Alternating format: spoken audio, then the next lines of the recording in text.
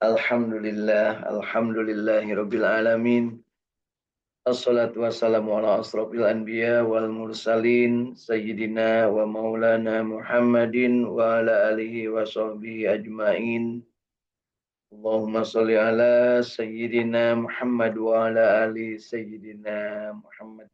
Kama shallaita ala sayyidina Ibrahim wa ala ali sayyidina Ibrahim wa barik ala sayyidina Muhammad wa ala ali sayyidina Muhammad kama barakta ala sayyidina Ibrahim wa ala ali sayyidina Ibrahim fil alamin innaka Hamidum Majid. Alhamdulillah. Alhamdulillahirabbil alamin. Pagi hari ini kita dalam keadaan masih hidup, insyaallah sehat walafiat ya Bapak Ibu semua, hidup dalam keadaan yang kita ingini sesuai dengan keinginan kita, yaitu ingin menjadi abdinya Allah sesuai dengan apa yang menjadi tujuan Allah menciptakan manusia. Wa ma khalaqtul jinna wal insa illa liya'budun. Tidak aku ciptakan jin dan manusia, kata Allah, melainkan adalah untuk beribadah. Beribadah hanya kepada Allah Subhanahu wa ta'ala. Dan ketika beribadah kepada Allah, mentauhidkan Allah, tidak mempersekutukan Allah, maka itulah jaminan keselamatan hidup di dunia dan juga jaminan keselamatan hidup di akhirat, yang namanya mendapat rahmat Allah Subhanahu wa taala, dan pada saatnya kita mendapatkan ampunan oleh Allah Subhanahu wa taala ketika kita berada dalam keadaan berbuat salah atau berbuat dosa. Alhamdulillah pagi hari ini ya, di hari-hari menjelang bulan Ramadan, kita insya Allah dalam keadaan yang menginginkan selalu bersyukur atas nikmat Allah, bersabar atas apa yang menjadi ujian ketentuan Allah Subhanahu wa taala kepada diri kita. Juga kita berharap dijadikan orang yang senantiasa ikhlas menghambakan diri beribadah kepada Allah Subhanahu wa taala, dan kita berharap disegerakan bertobat ketika kita berbuat salah dan dosa. Dan juga kita menginginkan dijadikan orang yang senantiasa menjalin silaturahim dengan siapapun, kapanpun, dimanapun, dalam keadaan apapun, tentunya dengan memanfaatkan potensi diri dan kompetensi yang dimiliki, serta kita berupaya semaksimal mungkin untuk memperkuat keimanan kita, meneguhkan pendirian kita, dan kita menginginkan dari silaturahim ini kita juga mendapatkan kesempatan memperoleh ilmu yang bermanfaat, rezeki yang thayyibah, barokah, wasi'ah, dan kita mendapatkan kesempatan untuk selalu dalam keadaan hidup yang tentram, bahagia, sehat walafiat, dan kita bermohon diwafatkan husnul khatimah dalam keadaan panjang umur dan juga soleh amal, insyaallah, amin ya Allah ya rabbal alamin. Kita juga menginginkan untuk ketika dalam keadaan kita wafat dan ruh kita menghadap Allah Subhanahu wa taala, dipanggilnya, kita ingin dalam keadaan nafs yang mutmainnah, yang dipanggil dengan panggilan indah, ya ayyatuhan nafsul mutmainnah irji'i ila rabbiki radiyatan mardiyah wadkhuli fi ibadi wadkhuli jannati. Dimasukkan ke dalam surganya Allah, dijauhkan dari api nerakanya. Amin ya Allah ya rabbal alamin. Alhamdulillah, di pagi hari ini dari Saung Tahfidz Al-Quran Al-Ikhlas Sukamiskin Kota Bandung, yang saat ini saya sedang berada di Saung Tahfidz Al-Quran di bawahnya jembatan Ampera ya, di Sungai Musi. Alhamdulillah ya, dalam keadaan sehat walafiat, sedang bertadabbur alam ya, untuk mendapatkan kesempatan memperoleh nuansa alam yang berbeda ya, di bawah bayang-bayang langit ya, yang menaungi Kota Palembang pagi hari ini dalam keadaan adem ya, tidak ada hujan, malah cuacanya bagus ya. Insya Allah mudah-mudahan kita dalam keberkahan. Sahabat yang hadir pada pagi hari ini dari Tasikmalaya, hadir Kang Agus Jafar Sidik ya di Tanjung Jaya, Sukaraja Tasikmalaya bersama ibunda tercinta dan keluarga. Kemudian juga dari Kota Bandung hadir Kang Indra Gunadi dari Radio Kilait FM bersama kru dan keluarga besar Radio Kilait FM Bandung. Kemudian ada dari Sumedang hadir Teh Iis Yuliati bersama keluarga, dan juga dari Cirebon hadir Teh Irin Apriani ya dari Cirebon Kanoman bersama keluarga besarnya. Kemudian dari Kota Bandung hadir juga Kang Dudung Rahman bersama keluarga tercinta. Kemudian dari belahan bumi Cijerah, ya, Kota Bandung, alhamdulillah ada Kang Iskandar bersama kedua nama istrinya, ya, Ibu Miming dan Ibu Nunung. Ya, bukan kedua istrinya, Kang. Ya, jangan salah tangkap, Ibu Nunung dan Ibu Miming bersama kedua nama istrinya. Jadi saya senang gitu ya kalau dengar itu ya, kisahnya luar biasa di negeri kita ini ya, insya Allah, amin ya Allah, ya Robbal Alamin. Ya, pagi hari ini saya membuka lembaran-lembaran tentang materi-materi yang disiapkan untuk kita memasuki bulan Ramadan. Memasuki bulan Ramadan tentunya merupakan bagian dari upaya kita untuk memberikan makna akan arti kehidupan kita. Karena kata Rasul, khairun nas anfa'uhum linnas. Sebaik-baik manusia adalah yang paling banyak manfaatnya bagi manusia yang lainnya. Dan sebaik-baik manusia adalah yang panjang umur dan soleh amal alias sehat baik amalnya ya. Khairun nas man qala umuruhu wa hasuna amaluhu. Khairun nas anfa'uhum linnas. Sebaik-baik manusia adalah yang paling banyak manfaatnya bagi manusia yang lainnya, insya Allah. Dan kita juga paham dari Rasulullah SAW menyebutkan khairukum man ta'allamal Qur'an wa 'allamah. Sebaik-baik kalian adalah yang belajar, membaca, memahami, mengamalkan, menikmati dan menyebarluaskan Al-Qur'an dan mengajarkannya kepada sesama. Khairun nas mangtola umuruhu hasuna amaluhu. Orang yang terbaik adalah yang panjang umur dan baik amal, dan amalan terbaik adalah khairukum man ta'allamal Qur'an wa 'allamah. Sebaik-baik kalian adalah yang belajar Al-Qur'an dan mengajarkannya. Kenapa demikian? Buktinya nyata bahwa yang mendapat wahyu Al-Qur'an, mengamalkannya, menikmatinya dan mengajarkannya adalah manusia yang paling baik, yaitu Rasulullah Sallallahu Alaihi Wasallam. Kebaikannya dikenang bahkan disebut oleh Allah sebagai rahmatan lil alamin. Dan beliau hadir ke dunia adalah untuk menyempurnakan akhlak manusia. Ya, jadi beliau itu diutus innama buistu li utammima makarimal akhlak. Sesungguhnya aku diutus itu untuk menyempurnakan akhlak. Artinya manusia dimanapun punya akhlak. Tapi akhlaknya itu kadang akhlak yang baik, kadang akhlak yang buruk. Nah, Rasulullah itu dari mulai zaman Nabi Adam sampai terakhir dibawa oleh Nabi Isa alaihissalam dan orang-orang yang maghdub dan dolinnya itu diperintahkan Allah untuk menyempurnakan akhlaknya.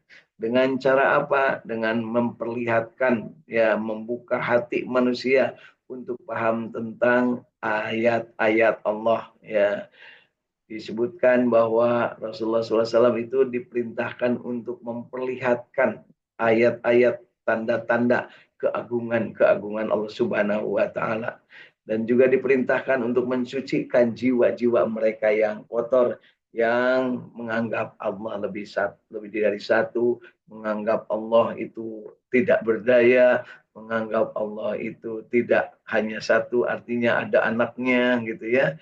Kemudian menganggap bahwa Allah itu butuh perantara, naudzubillah ya.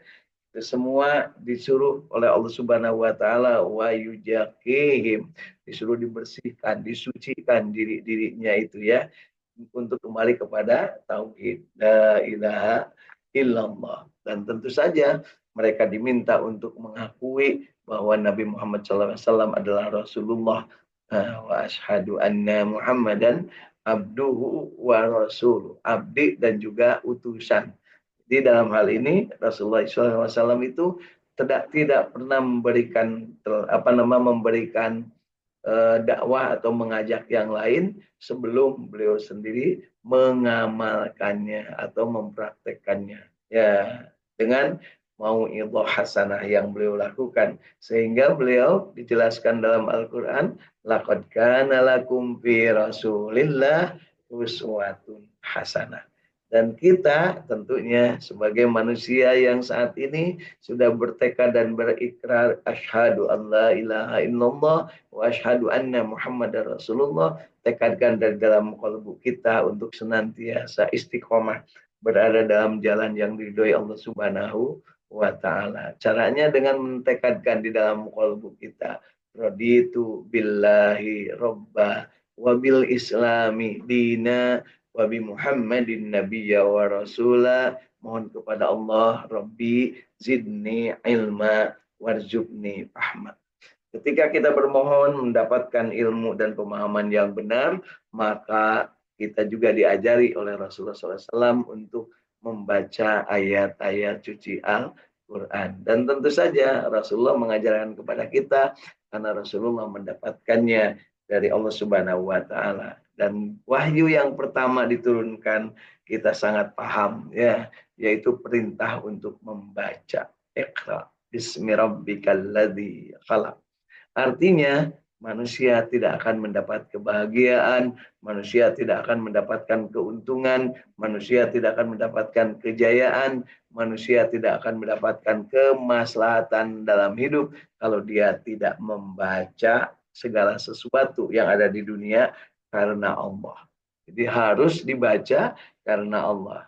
Bismi rabbikal ladzi khalaq. Membacanya karena Allah, melihat orang demikian banyaknya, kembalikan semuanya itu karena Allah. Melihat fasilitas yang disediakan ya, dari baik makanan, minuman, rezeki, kemudian berkeluarga, punya lingkungan, punya negara, punya kesempatan untuk berinteraksi, itu semuanya karena Allah Subhanahu wa taala. Dan kalau itu disadari sebagai sesuatu yang nikmat, sesuatu yang baik, dan kita kembalikan kepada Allah dengan berserah diri dan berterima kasih atau bersyukur, maka itu akan bernilai ibadah. Dan ketika kita berkeinginan dan pasti berkeinginan, kemudian keinginan itu tidak sesuai dengan kenyataan, atau sebaliknya kenyataan tidak sesuai dengan keinginan, ya, maka pada saat itu diberikan fondasi bagi kita untuk bersabar menerima. Jadi yuk kita getarkan dari dalam kalbu. Hasbi Allah wa ni'mal wakil. Ni'mal maula wa ni'man nasir. Hasbi Rabbi jalallah ma fi qalbi ghairullah. Nur Muhammad sallallahu la ilaha illallah Muhammadur Rasulullah sallallahu alaihi wasallam. Subhanallah walhamdulillah wa la ilaha illallah wallahu akbar wa la haula wa la quwwata illa billahil aliyyil. Itulah yang perlu selalu kita biasakan dalam kehidupan kita sehari-hari, membasahi lidah kita dengan zikir, dengan mengucapkan kalimat-kalimat thayyibah. Dan tentu saja ikuti juga dengan getar kolbu kita untuk senantiasa meraih sebanyak-banyaknya nur Muhammad Shallallahu Alaihi Wasallam dengan cara kita bersolawat kepadanya. Dan ketika kita bersolawat, yakinkan bahwa kita itu sedang menjalankan perintah Allah. Innallaha wa malaikatahu yusholluna ala nabi ya ayyuhalladzina amanu shollu alaihi wasallimu taslim. Jadi selalu ingat-ingat dalam diri bahwa ketika kita bersolawat, Allahumma sholli ala sayyidina Muhammad atau sallallahu ala Muhammad sallallahu alaihi wasallam, atau kita mengucapkan salam kepadanya, ya Nabi salam alaika. Itu semua niatkan kita menjalankan perintah Allah. Sehingga sholawat kita menjadi ibadah. Dan ketika kita beribadah kepada Allah dan Allah ridha dengan apa yang kita lakukan, maka akan muncul yang namanya rahmat Allah. Dan dari rahmat Allah itulah Allah jamin manusia akan mendapatkan keselamatan di dunia dan keselamatan di akhirat. Ada beberapa hal yang sudah sering kita dengar dan sering saya sampaikan juga di forum Jinten kita ini, yaitu bahwa ada empat hal yang harus senantiasa kita sadari. Kalau empat hal ini kita sadari, maka insya Allah kita akan hidup dalam keadaan tenang dan bahagia. Ya, jadi sekali lagi tenang dan bahagia itu adanya di hati dan kita akan mendapatkan ketenangan lahir batin kalau empat hal ini ada di dalam kalbu dan hati kita. Yang pertama yaitu kita harus sadar, menyadari sesadar-sadarnya bahwa Allah ya menciptakan manusia dan Allah mengatur rezekinya, dan setiap diri, setiap makhluk ada rezekinya masing-masing dan Allah sudah tentukan dan tidak akan tertukar rezeki itu. Ini Bapak Ibu, kalau ibu-ibu apalagi, wah putri saja bisa tertukar. Suami saja bisa tertukar, istri saja bisa tertukar, yaitu judul sinetron Bapak Ibu ya. Yang dimaksud di sini adalah rezeki dari Allah sudah pasti ada takarannya dan tak akan tertukar untuk masing-masing. Ada orang yang sudah mau menyuapkan makanan ya, ke dalam mulutnya, tiba-tiba ada orang lewat, cek, kemudian lepas itu sih yang akan dimakan. Itu kalau perumpamaan makanan. Ada yang sudah menghadapi sesuatu yang menurut dia, wah ini sudah dalam dirinya itu merasa yakin, tiba-tiba gagal. Nah, ada yang sudah, ya ini kalau menghadapi musibah ya, ada yang sudah siap-siap dari pagi, ya, nah bahwa nanti siang itu akan begini, akan begini, akan begini. Dan bahkan ada yang melakukan sesuatu yang menurut mereka ini terindah dalam hidup. Ya, umpamanya contohnya mau melaksanakan ibadah haji dengan haji furoda, ya, atau haji yang ONH plus ya gitu ya. Ternyata apa? Sudah sampai di Jeddah ya. Sudah sampai di Jeddah tuh ada di tahun yang lalu. Sampai di sana tiba-tiba tidak bisa masuk kota Mekah. Kenapa? Karena ternyata ada sesuatu yang tidak beres dalam pengaturannya ya. Ada juga yang sudah sampai ya, sudah sampai di kota Mekah, belum melaksanakan ibadah yang namanya wukuf di padang Arafah. Ternyata beliau sudah dipanggil duluan. Kan gitu ya. Jadi manusia harus sadar bahwa rezekinya itu sudah ditentukan dan tidak akan tertukar. Itu kesadaran pertama.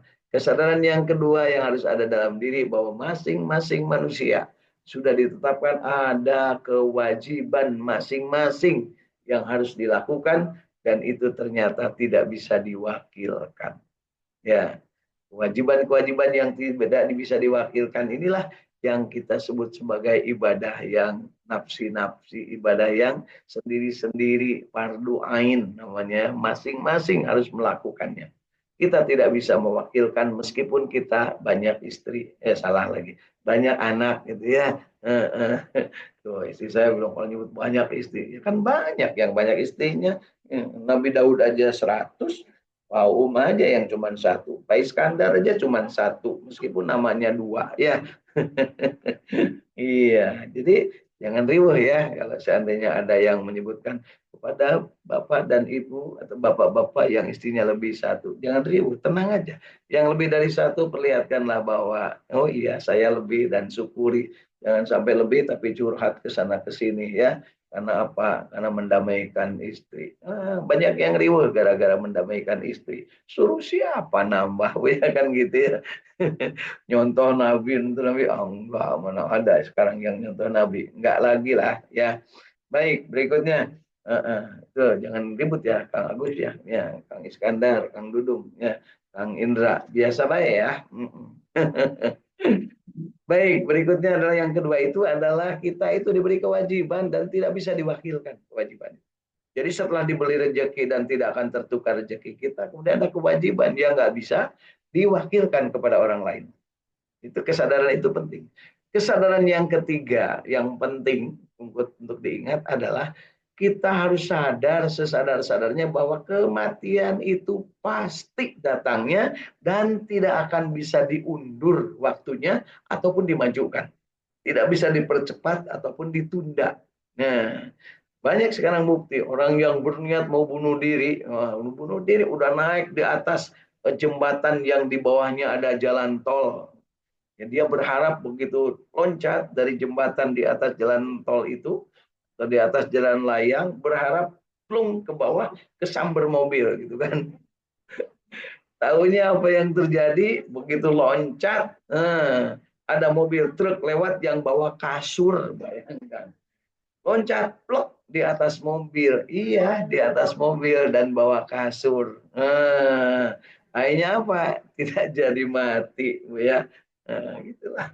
Ada juga yang sebaliknya, orang yang tadinya sudah bersiap-siap untuk bahkan kemarin ya ada yang apa namanya di apa namanya tempatnya itu di eh, katakanlah di instansinya ya seorang prajurit TNI gitu ya yang sudah berencana mau melaksanakan akad pernikahan atau pernikahannya dalam hari yang sudah ditentukan. Ternyata beliau ketika sedang dalam perjalanan ya dalam perjalanan bukan sedang berperang dalam perjalanan tiba-tiba mendapatkan musibah sehingga beliau meninggal dunia ya bukan sedang berperang ya bukan sedang berperang nah, tapi dalam perjalanan mendapatkan kecelakaan atau musibah ya itulah kematian pasti tidak akan bisa diundur dan tidak bisa dipercepat dan yang keempat nah ini yang keempat yang penting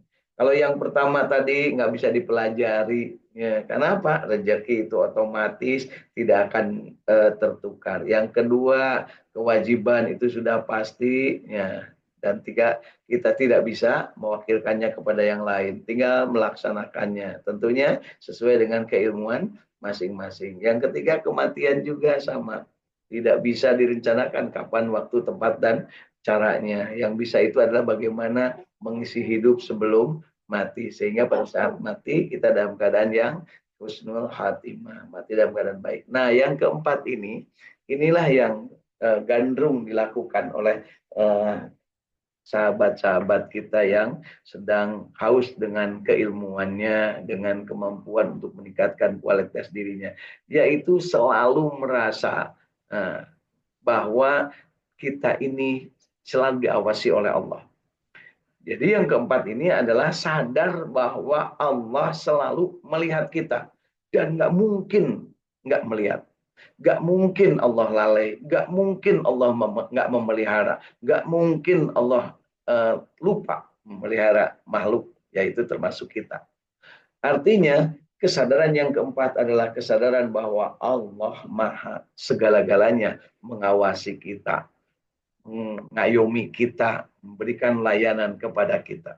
Nah, empat hal inilah yang akan membuahkan ketenangan dalam kalbu kita masing-masing. Mari kita cek masing-masing menjelang pelaksanaan ibadah bulan Ramadan ini. Apakah kita sadar bahwa kita ini ada rezekinya dan pasti rezeki itu tidak akan tertukar. Kita berdoa dari awal dari masuk bulan Rajab Allahumma barik lana fi Rajab wa Sa'ban wa balighna Ramadan wa hasil maqasidana waghfir lana bi rahmatika ya arhamar rahimin. Bermohon kepada Allah dapat rahmat di bulan Rajab, dapat rahmat di bulan Sa'ban dan sampai umur kita ke bulan Ramadan. Ini tinggal berapa hari lagi menjelang Ramadan saat ini? Mungkin 13 atau 14 hari lagi. Mari kita ikuti. Mudah-mudahan kita termasuk yang disampaikan umur kita ke bulan Ramadan. Ya, beberapa hari yang lalu teman saya ya yang dari dulu menginginkan ya Allah pengen sampai ke Ramadan tahun depan. Ternyata tidak sampai. Beliau keburu meninggal dunia. Ya, terserah dari alasan meninggalnya apa. Ada yang sakit, ada yang juga karena musibah dan sebagainya. Tapi yang pasti Ada yang sungguh sangat berharap tapi tidak sampai. Kita berharap mudah-mudahan benar-benar sampai kepada Allah. Allahumma barik lana ya Allah fi umurina. Ya Allah ya Rabbana. Sampaikan umur kami ke bulan Ramadan. Baliknya Ramadan, balikna Ramadan, balikna Ramadan. Ya amin. Ya Allah ya Rabbal alamin.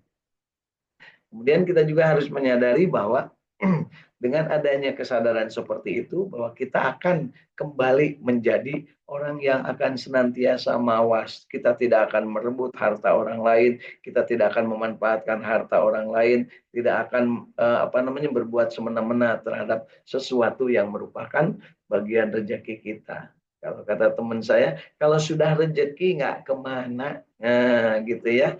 Dan itu nggak mudah mencerna itu. Kalau sudah rezeki nggak kemana. Artinya apa? Kita harus sadar bahwa itu selalu ada dalam genggaman Allah. Dan ketika rezekinya habis, maka kehabisan rezeki itu disebutnya mati. Jadi manusia yang mati itu sudah tidak ada rezekinya lagi. Tidak bisa berbuat apa-apa. Dan rezeki yang dipunyainya pun tidak akan bisa menolong apa-apa. Dia tetap harus melakukannya ya sampai ke titik ajalnya.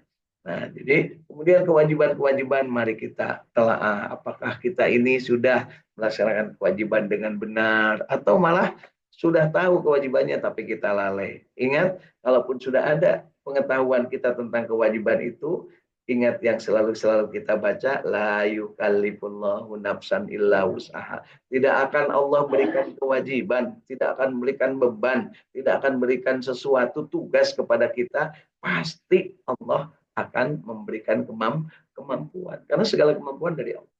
Kemudian kalau tentang mati tadi, tidak bisa diundur dan dipercepat, itulah yang harus kita ingat terus bahwa pasti terjadi, kapan, di mana, dengan cara apa, itu nggak usah dipikirkan. Yang harus dipikirkan adalah kalau seandainya kematian itu datang, apakah kita dalam keadaan sedang berbuat baik atau sedang apa. Dan kita pastikan nanti kalau sudah mati, saya masih akan hidup dalam keadaan hidup di alam lain, dalam keadaan baik atau tidak. Tentunya kita ingat-ingat ada 3 bekal, yaitu yang pertama adalah ilmu yang bermanfaat. Jadi yuk kita saling berbagi ilmu, menyampaikan, sharing, termasuk men-share dari apa yang sudah kita dapat, ya, memviralkan. Ya. Kemudian yang kedua adalah jariah, sedekah jariah yang kita lakukan berupa infak, wakaf, ataupun berupa sedekah yang lainnya. Dan yang ketiga adalah anak soleh yang mendoakan. Menjadikan anak soleh yang mendoakan, tentunya kita berharap kepada Allah anak-anak kita menjadi anak-anak yang soleh, solehah. Rabbana hablana min ajwajina wa dzurriyyatina qurrata a'yun waj'alna lil muttaqina imama. Berharap mereka menjadi anak yang soleh dan bertakwa dan menjadi pemimpin bagi orang-orang yang muttaqin. Kemudian di 3 hal ini harus kita tanamkan dari sekarang. Ilmu bermanfaat, rezeki yang disedekahkan, diwakafkan, dan juga anak soleh yang mendoakan. Nah, pada saatnya kita seperti itu, meskipun kita sudah mati, kita masih bisa memanen pahala. Nah, berikutnya yang keempat, yaitu meningkatkan kualitas kita terhadap kemampuan kita merasa diri diawasi oleh Allah. Itulah yang selalu kita sebut dengan mentazkiyah, membersihkan kalbu kita masing-masing dengan cara mengesahkan Allah, selalu istiqomah, termasuk pagi hari ini bahagia, istiqomah, berjamaah, membaca Al-Quran, mengkaji Al-Quran, bertadabbur tentang Al-Quran. Kemudian berikutnya adalah kita harus merasa diri jauh dan kita harus mendekatkan diri kepada Allah. Dengan cara apa? Dengan perbuatan-perbuatan yang menjadikan kita mampu bertakarrub kepada Allah. Kalbu kita, lisan kita, perbuatan kita, dan doa-doa kita. Ya muqallibal qulub, sabit qalbi ala dini. Minta kepada Allah. Ya. Kemudian berikutnya adalah kita bermuhasabah, menguji diri, mengecek diri, mengevaluasi diri supaya kita mampu untuk tetap di jalan Allah. Dan berikutnya adalah berjihad. Nah, gitu. Sebelum berjihad kita juga harus mengakadkan diri, bermuakadah, ya, bermuakobah untuk tetap istiqomah dan menghindari hal-hal yang tidak baik. Dan ketika berikutnya adalah bermujahadah, yaitu melakukan amar ma'ruf nahi mungkar, sehingga kita pada akhirnya kita akan berada dalam keadaan yang benar-benar istiqomah di jalan Allah Subhanahu wa taala. Yuk kita niatkan dari sekarang menuju bulan suci Ramadan dengan 4 kesadaran, dan 4 kesadaran inilah yang akan membimbing kita untuk menjadikan kita selalu bertuhankan Allah, mendekatkan diri kepada Allah, kemudian kita menghisab diri sebelum dihisab, kemudian kita berusaha untuk menguatkan diri kita untuk selalu ikhlas menghambakan diri kepada Allah, dan kita selalu berjihad dengan beramar ma'ruf nahi mungkar, berbuat baik dan mencegah kemungkaran. Mudah-mudahan bermanfaat pagi hari ini, dan yuk kita niatkan insya Allah kita akan sampai di bulan Ramadan dan lakukan yang terbaik di bulan Ramadan tahun ini. Mudah-mudahan Allah berikan keberkahan kepada kita. Allahumma sholli ala sayyidina Muhammad wa ala ali sayyidina Muhammad. Allahumma inna nas'aluka ilman nafi'an, Allahumma inna nas'aluka rizqan thayyiban, Allahumma inna nas'aluka amalan mutaqabbalan, Allahumma inna nas'aluka bi husnil khatimah, Allahumma inna nas'aluka ridhaka wal jannah wa na'udzubika min syarrika wan nar. Allahumma innaka afuwun karim tuhibbul afwa fa'fu anna ya karim. Allahumma rabbana taqabbal minna innaka antas samiul alim wa tub alaina innaka antat tawwabur rahim. Rabbana atina fid dunya hasanah wa fil akhirati hasanah wa qina adzabannar wa adkhilnal jannata ma'al abrar ya aziz ya ghaffar ya rabbal alamin. Wa sallallahu ala sayyidina Muhammadin wa ala alihi wa sahbihi wa sallam. Subhana rabbika rabbil izzati amma yasifun wa salamun alal mursalin walhamdulillahi rabbil alamin. Amin ya Allah ya rabbal alamin.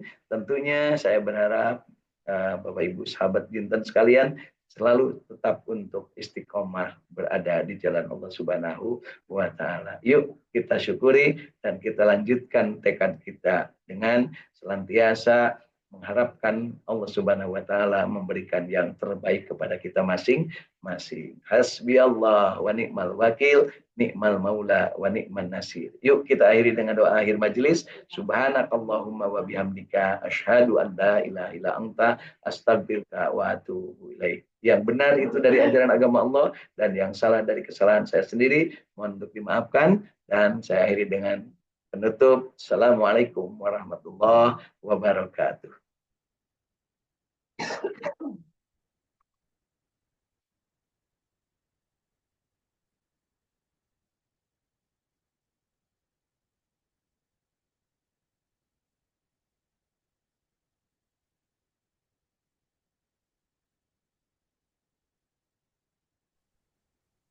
Waalaikumsalam warahmatullahi wabarakatuh.